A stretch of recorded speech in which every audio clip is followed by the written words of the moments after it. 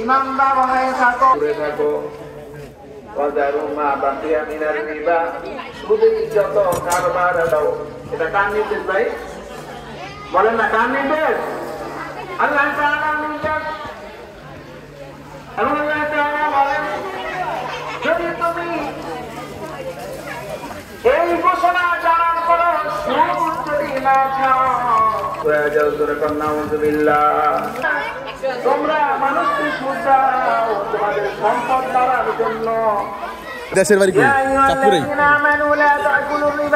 এই জন্য ভাই ওয়াজ মাহফিল যতই শোনেন আর যত কিছুই করেন না কেন, তোরের নিচে যদি দুটা মা আমাদের নিচে তারা লাগাই রাখে, কারণ কি যুদ্ধ চলবে তো অস্ত্র চলবে, আর অস্ত্রের ব্যবসা হলো তাদের।